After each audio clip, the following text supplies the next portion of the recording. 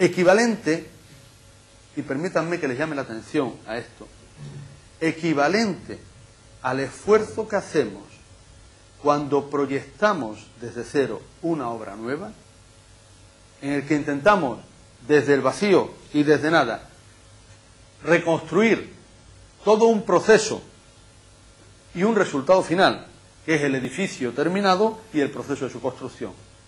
Pues con esa misma vocación de anticiparnos, de ser a priorísticos, tenemos que trabajar cuando vamos a hacer el informe de un edificio. No es igualmente demotivante, ¿no? Parece que estamos mucho más comprometidos cuando vamos a construir una realidad física. Sin embargo, todos los que tienen experiencia en los juzgados, y me consta que muchos de ustedes la tienen, saben que la responsabilidad que tiene el técnico cuando informa, sin entrar ya en el matiz del certificado o del informe general, es tan alta como la que tiene el técnico cuando construye. Es una responsabilidad prácticamente absoluta sobre lo que se está informando. Entonces, tenemos que ser conscientes de eso y, a pesar de que en principio parecen realidades mucho menos motivantes, el reconocimiento de una realidad construida que además está en mal estado y que además es el resultado a veces latoso del mal funcionamiento, bueno, pues tenemos que asumir que exige un esfuerzo a priori tan importante como el de la nueva planta. En ese sentido, les pongo un ejemplo que los compañeros que estuvieron el año pasado recordarán. En un edificio en el que estuvimos interviniendo, porque los suelos, era un edificio de una sola planta, en el que de pronto, en un par de meses, los pavimentos se habían hundido como si fuesen sábanas. Y habían descendido, pues, en unas luces de 5 o 6 metros, 10, 12 centímetros. La estructura no se había movido en absoluto. No había ni una fisura en la estructura, el edificio era perfectamente estable, pero los pavimentos se habían hundido como si fuesen sábanas, justo en el centro y recogiéndose adecuadamente en los bordes en contacto con las líneas, digamos, de cimentación o de estructura. Verán ustedes, la causa se identificó al reconocer que a 2 manzanas del edificio se había hecho un edificio con una sola planta de sótano, en el que se había estado extrayendo agua, bombeando agua, con 2 bombas permanentemente. Porque esa extracción de agua cambió el nivel de humedad y las características del suelo y provocaron una desecación del suelo. Desecación que se produjo en la capa superior y por eso no afectó en absoluto a las cimentaciones. Pero claro, en la capa superior las soleras que estaban simplemente descansando se vinieron abajo porque el suelo se había desecado. No hubiera sido fácil encontrar esa información, ni siquiera excavando y haciendo, porque si no partes a priori de la comparación de los grados de humedad de ese suelo con otros, y evidentemente iban a ser suelos con una humedad razonable y alta. Lo que no tenían era el mismo nivel de inundación que tuvieron desde el principio en su construcción. Por tanto, ese esfuerzo por mirar el plano actual de la ciudad y ver, oye, pues mira, aquí se ha hecho ahora mismo un edificio nuevo. Ah, no, pues mira, esto fue siempre un vacío urbano, un taller de estos de automóviles abierto, o como se dice aquí, un chatarrero, ¿no? Y ahora ya no lo es. ¿Qué ha pasado ahí? ¿Me comprenden? O al revés, o aquí había una torre y se ha demolido hace 1 año, hace 2. ¿Cómo ha afectado eso? Ese esfuerzo hay que hacerlo. Y hay que hacerlo en unas manzanas a la redonda y observarlo.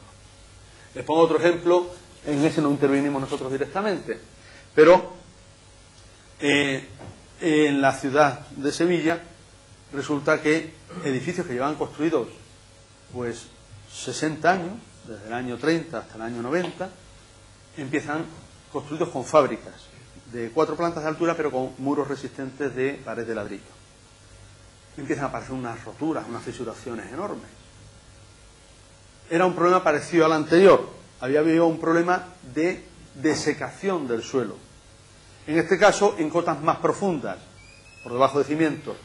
Y en este caso, por el cambio que se había producido en los flujos normales de las aguas subterráneas por la construcción de una línea digamos, de ferrocarril con pantallas.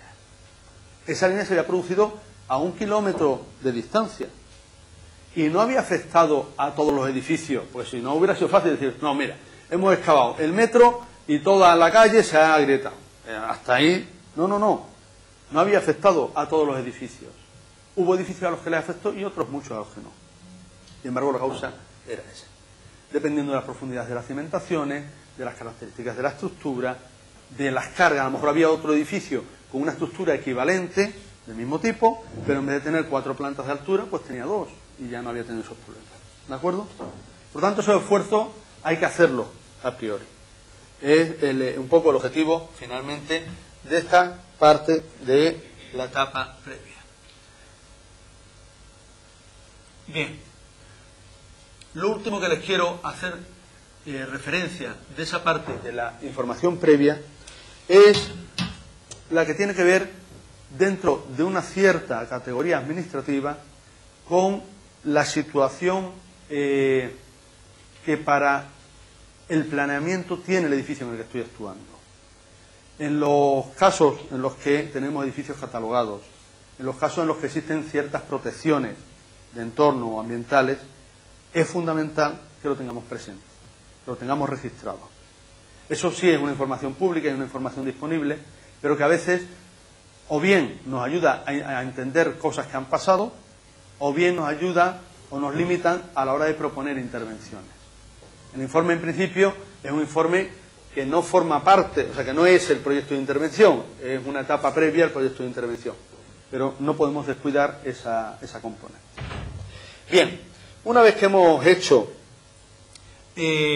la información previa, tenemos que preparar la inspección técnica. Para la inspección técnica,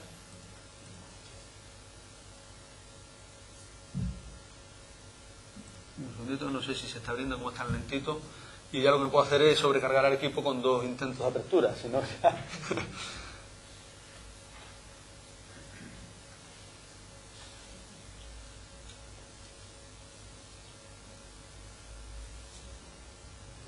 No, tienes que hacer clic sobre el icono. Venga, perfecto. Aquí lo tenemos. Ahí. Y les voy a acercar aquí un poquito.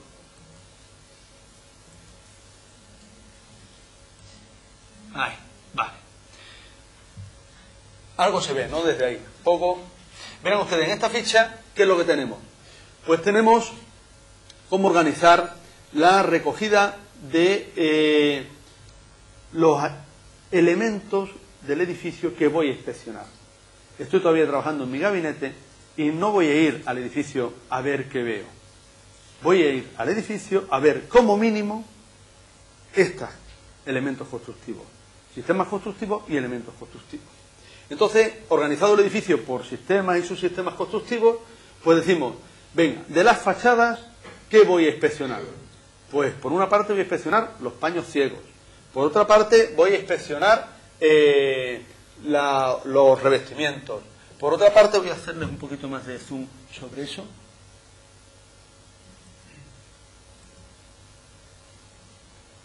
Por una parte, voy a inspeccionar los paños ciegos. Por otra parte, los revestimientos, continuos, discontinuos, los acabados. Y sobre lo que voy a inspeccionar, voy a señalar las lesiones que identifique y voy a señalar el nivel de localización o no que tiene esa lesión. Si es de carácter generalizado, si es localizada, si no es significativa, y finalmente añadir un indicador numérico de la lesión. Yo voy a priori a definir sobre la definición gráfica que tengo, o la que tenga en ese momento, ¿qué voy a inspeccionar? ¿Voy a inspeccionar todos los paños ciegos de todo el cerramiento? ¿Cómo los voy a inspeccionar? ¿Los voy a mirar desde abajo? Oye, pues eso se ve bien. ¿Qué problema tenemos cuando tenemos que, precisamente, una de las familias más complejas de inspeccionar, que son los edificios de soluciones convencionales construidos con estructuras de hormigón, también metálicas, en los años 50? Es decir, el caserío de Mar del Plata. ¿Qué pasa con esos edificios de 8, 6, 10, 12 plantas de altura? ¿Cómo se inspecciona un edificio de esas dimensiones. ¿Cómo hacemos que la inspección tenga garantías suficientes y con qué nivel de esfuerzo y de recursos? Esa es la dificultad. También en la ciudad de Sevilla es mucho más difícil la inspección de los edificios de los años 50.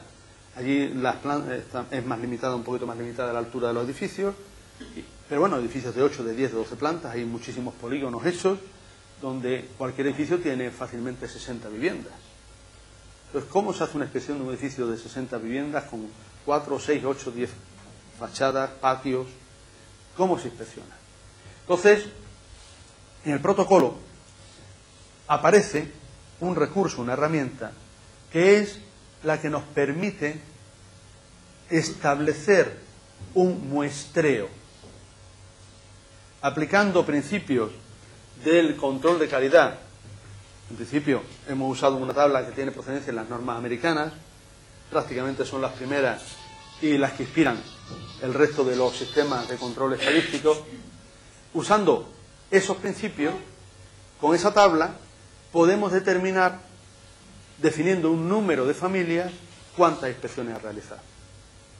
De forma que si el resultado de esas inspecciones es positivo, podemos ya deducir la generalidad de que todo el edificio está en ese estado. Si es negativo en una determinada proporción, hay que aumentar el muestreo, y si sigue siendo negativo, entonces ya hay que asumir que no tenemos información para extender el buen estado del edificio. ¿Me explico? Esta cuestión es muy importante y les puedo decir que fue el punto crítico en el que estuvimos a punto de no conseguir conciliación entre los expertos. Les digo esto porque no existen muchos antecedentes. Intento hacerles la salvedad. Cuando nosotros estamos fabricando tornillos, hemos definido un proceso. Dentro del proceso de fabricación de tornillos hay variables que producen que unos tornillos tengan una cierta anchura de rosca y que en un tornillo de cada 10 o de cada 15 haya una variación en esa anchura de rosca, que si está dentro de una tolerancia hace que el tornillo sea útil. Tolerancia que no es la misma si el tornillo va a servir para industria pesada de ciertas características que si va a ir al fuselaje de un avión. Tolerancia, por tanto, que yo voy ajustando en el proceso de fabricación. Hasta ahí está claro que yo tengo recursos para, de un determinado control que se hace sobre muestras, determinar o inferir la extensión de esa característica. ¿Cierto? Sin embargo, cuando nosotros no estamos actuando sobre un proceso de fabricación que yo he generado, sino sobre un edificio que ha sido fabricado, sometido a un proceso de uso que ya no es homogéneo, a un nivel de exposición que tampoco lo es. Cuando todo eso ha pasado por un edificio durante 30, 20 o 40 o 60 años, era muy difícil encontrar en el estado del conocimiento asideros para que pudiéramos atrevernos a decir, con este nivel de muestreo, usted puede decir con una certeza razonable que el edificio está bien. No quiere decir que el edificio siempre esté bien. Puede haber un 1% de casos o un 0,5% de casos en el que su afirmación, por desgracia, no se corresponda a la realidad y que además, para mayor desgracia, esa no correspondencia no implica solo la caída, sino que implica la caída de algo con desgracia humana, que es lo terrible, ¿no? ¿Me explico? Bueno, pues ahí fue donde, con un esfuerzo grande, con un estudio de toda la bibliografía, de toda la documentación, conseguimos generar en un punto razonable de acuerdo entre todos esta propuesta de utilización del protocolo, que no es extraordinariamente severa y que permite que para un edificio que esté razonablemente bien, con un número de muestras razonable, podamos asegurar que el edificio, por ejemplo, los revestimientos, los aplacados, las vigas. Nosotros aquí les vamos a dar además no solo esa relación de elementos que tengo que inspeccionar, como les decía, en el caso de las fachadas, los paños ciegos, las barandillas, los dinteles, porque hay que inspeccionar los paños ciegos, las barandillas y los dinteles. En un cerramiento convencional, ¿dónde están los problemas?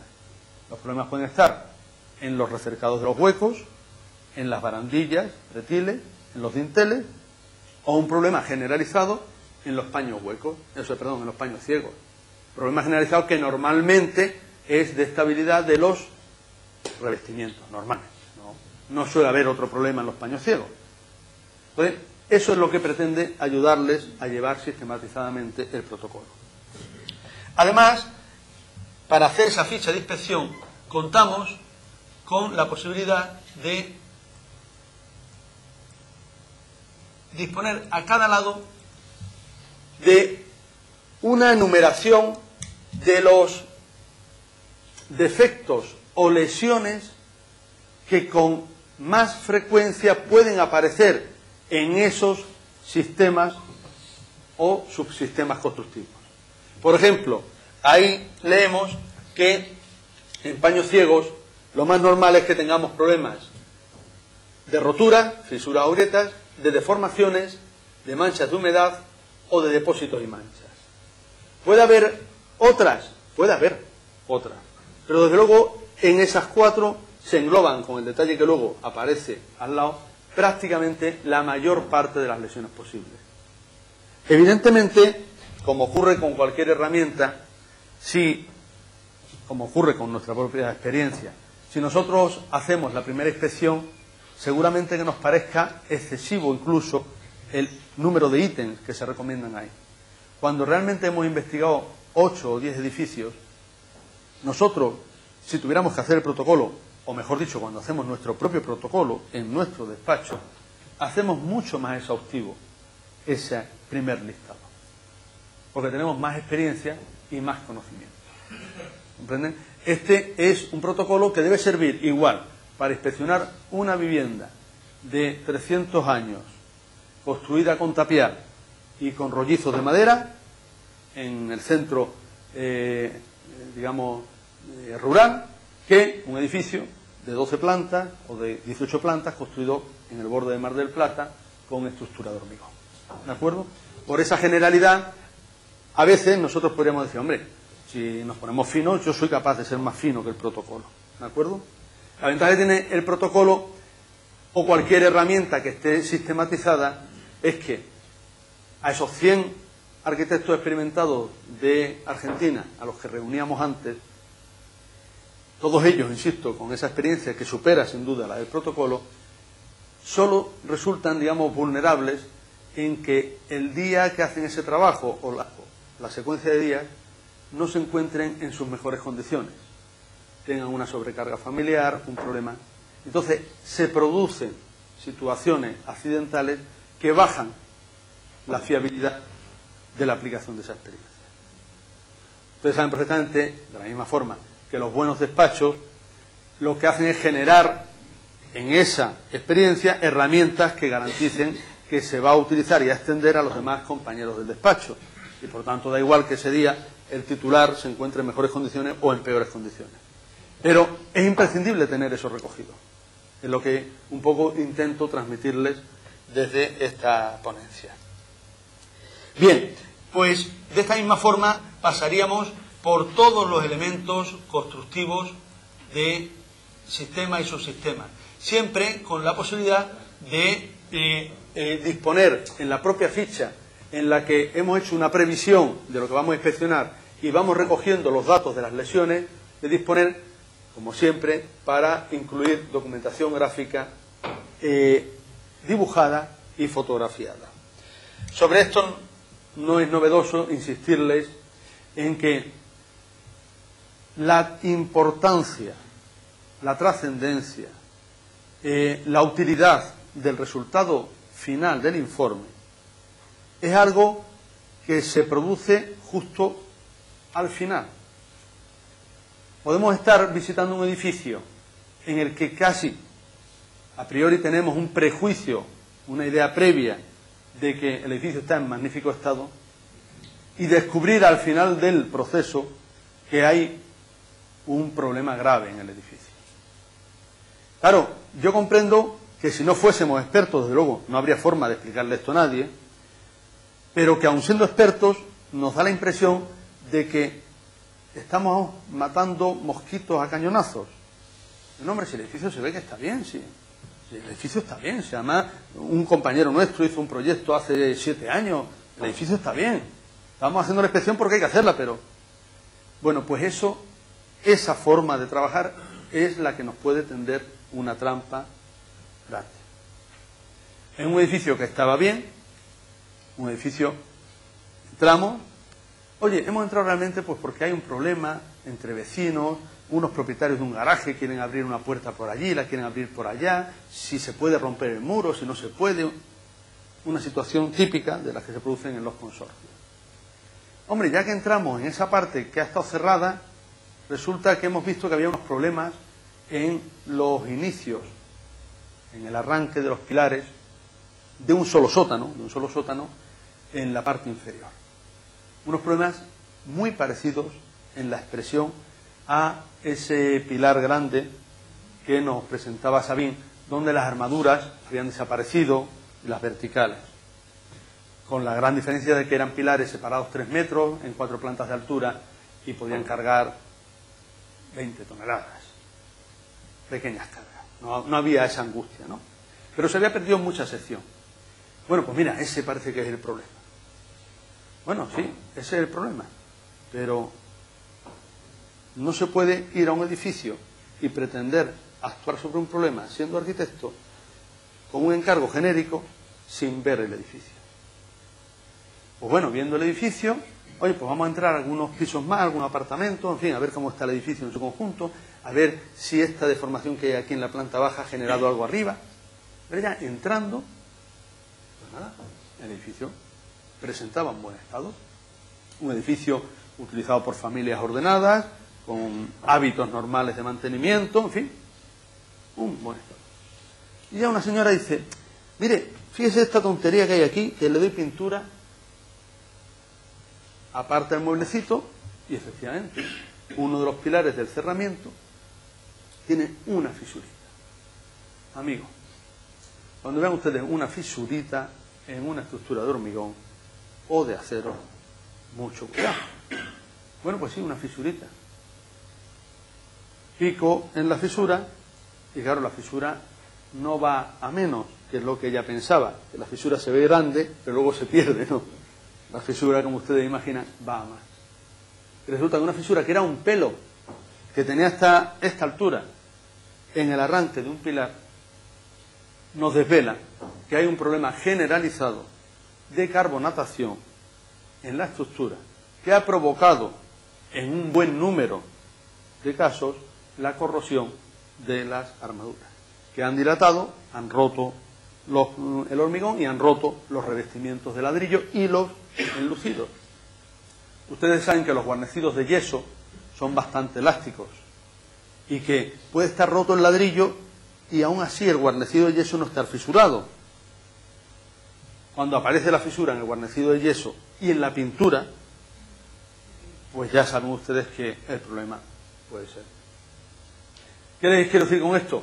Que si no, aquello fue una situación afortunadamente accidental, es decir, fue un accidente afortunado que, habiendo un problema grave y localizado, esta señora nos advirtiese de un problema mucho más grave por no estar localizado, que era este.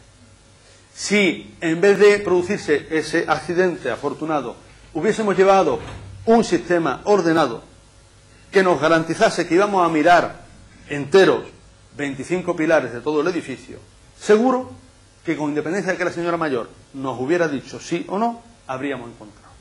Esa es la diferencia entre la suerte y la experiencia o un procedimiento. Por eso les llamo la atención sobre estos aspectos. ¿Qué es importante cuando estamos recogiendo información sobre una visita? Es muy importante registrar detalladamente la posición y la visión que hacemos de las cosas. Yo en aquel momento pude detenerme a abrir yo mismo, picar yo y ver lo que había. En una inspección más grande podría no haber podido detenerme en ese momento. Ahora, si registro adecuadamente la posición de la fisura y después de 10 casas más no vuelvo a encontrarla, evidentemente es un problema de unas características. Pero si registrándola me la encuentro más adelante, en el registro me doy cuenta que hay un problema. Entonces, registrar adecuadamente a través de un sistema ordenado la posición de los indicios, de las lesiones, del resultado de la apreciación es fundamental. Y no basta con la secuencia fotográfica.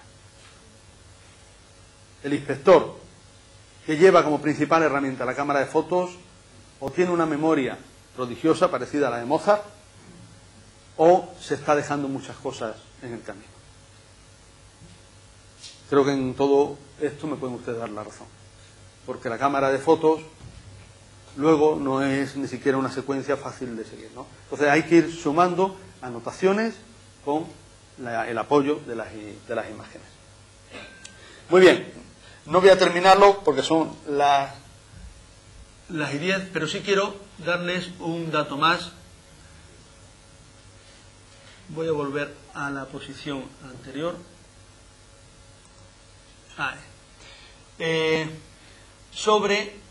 Antes de pasar a la etapa final, sobre la ficha de muestreos.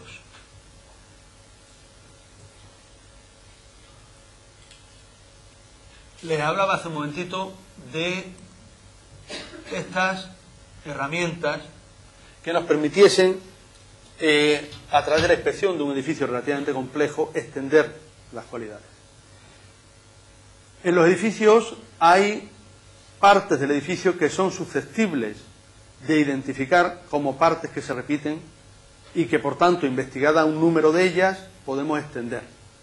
Yo tengo un edificio que tiene 80 departamentos iguales y, evidentemente, entre un departamento de la tercera planta y de una posición intermedia y uno de la séptima planta y de una posición intermedia y uno de la segunda planta y de una posición intermedia, hay suficiente similitud para que yo pueda extender las cualidades de uno al otro. Pero claro, no lo puedo extender al de la última planta, porque en el de la última planta se dan circunstancias tan especiales que no permite extender una cualidad registrada en uno intermedio. Ni tampoco a los de las fachadas o de los extremos, ni tampoco al que se encuentra, si fuese el caso, en una planta baja. Entonces, en el análisis previo del edificio, para planificar esa visita, tengo que distinguir el análisis de los sistemas y unidades que tienen características singulares, cerramiento, fachadas cubiertas, fachada norte, fachada oeste, la fachada más castigada por el temporal, la fachada que está dando al frente costero, y luego todas las demás que son susceptibles de analizar de forma integrada.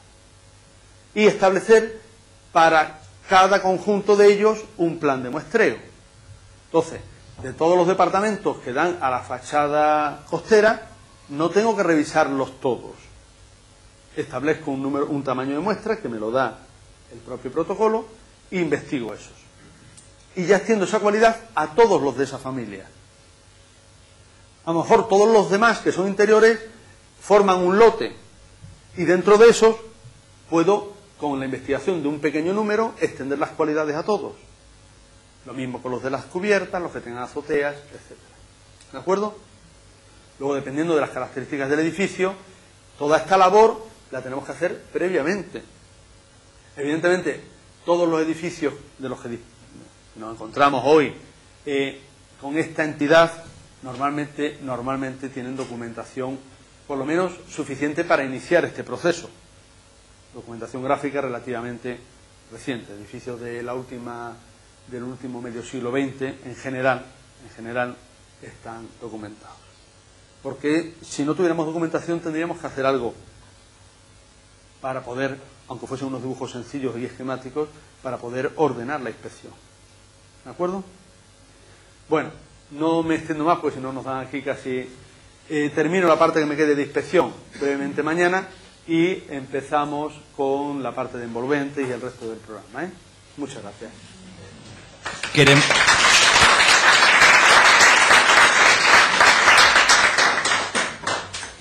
Queremos agradecer la participación del arquitecto Enrique Soler.